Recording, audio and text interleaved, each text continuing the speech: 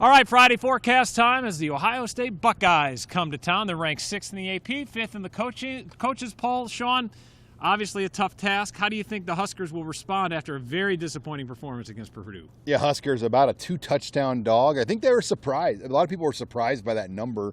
But as you look at the numbers, Nebraska has lost every game by 8 or less points all year. They've tended to play to the level of their competition. I use the Oklahoma game as an example. The Sooners were a 22.5-point favorite over Nebraska going into that game, and Nebraska lost by 7. So, I mean, this has been a team that has been hard to read all year. They play better when they're not supposed to play good. They play bad when they're supposed to win. And I think that is why everyone has been frustrated with this team here in 2021. Yeah, Scott Frost saying that they usually play their best football against the best teams. That certainly has played out. But they haven't gotten wins, and that's been the most frustrating part about it. How do you think Adrian Martinez will respond after throwing 4 interceptions against Purdue after coming into that game with just 3 on the season? Yeah, that was a really hard thing to wrap your arms around because we've seen the fumbles at times this year, but we haven't seen the interceptions like that in a long time from Adrian. You even go back to the 2020 year.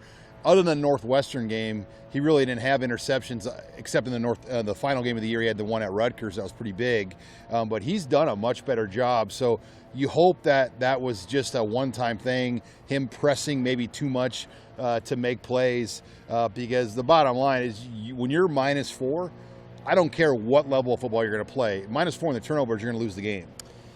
A lot of talk on Monday about the talent gap. Has it gotten smaller between these two programs? In recent years, the scores haven't been pretty. But, Sean, what do you expect to see on Saturday in terms of the gap in talent? Is it that big? You know, I think the difference this time around is what will Ohio State be without Justin Fields? You know, you go back to Frost's first year when Justin Fields wasn't there. They had a first-round draft pick quarterback. That was a pretty good Ohio State team that won the Rose Bowl. And Nebraska was playing with them and had a chance to arguably win that game in Columbus. The last 2 years, they had no answer for Fields. I mean, he was as good of a quarterback as Nebraska's faced in my time covering this team. I'd put Russell Wilson in that category as well from Wisconsin back in our first year working together at KTV in 2011. But C.J. Stroud's a talented guy. But, you know, I think having him in Memorial Stadium on the road, I mean, maybe that could be a difference. It's an 11 a.m. game, but there's no doubt Ohio State has the upper hand in this game with talent. Travion Henderson's their running back, but on the flip side, Nebraska has been pretty good against the run. How do you think that matchup faces off? Well, I look at Kenneth Walker Jr. Nebraska is the only team that has shut him down. He far and away leads the conference in rushing.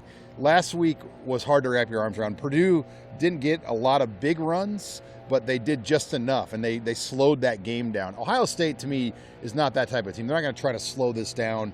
I think Nebraska, if they can win on some early downs, that's their best line of success. But after Kenneth Walker, he is the next best running back in this conference, probably the 2 first-team All-Big Ten backs, both coming out of the Eastern Division right now. Certainly coming out in terms of yardage, 838 on the year, second just to Kenneth Walker, the third in terms of standings in the conference. But when they do throw it, they got a couple talented receivers led by Garrett Wilson and Chris Olave.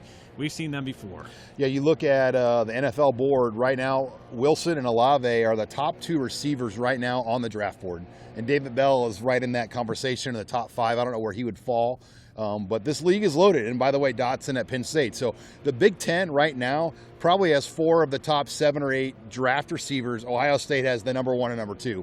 And I don't know if you can just slow these guys down. You just hope that you can limit their big plays. And, you know, go back to look, David Bell only had, 78 yards on Saturday. If you would have told me going into the Purdue game that Cam Taylor-Britt and that secondary would hold Bell to 78, I would have liked Nebraska's chances to win a game. And those defensive backs, Cam Taylor-Britt in particular, they love a challenge, and there's no bigger challenge than Ohio State. The big question I have for you then offensively is how does Nebraska score points?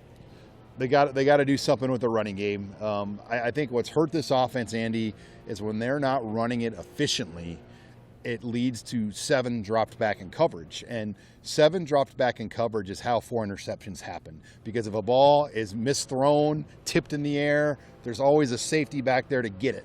And I think when you have the running game going, that's when Martinez gets clean looks, big plays. and everything else in this offense works. But when you abandon the run like we saw against Purdue, Nebraska had 15 rushing yards in the first half and nothing. 9 carries, 9 yards, third quarter versus Purdue.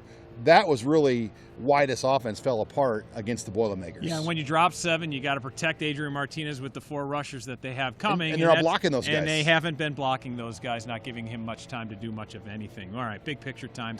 How is this thing looking as we go into this week? It's kind of a weird week. Everybody's kind of a lot of things swirling around the program.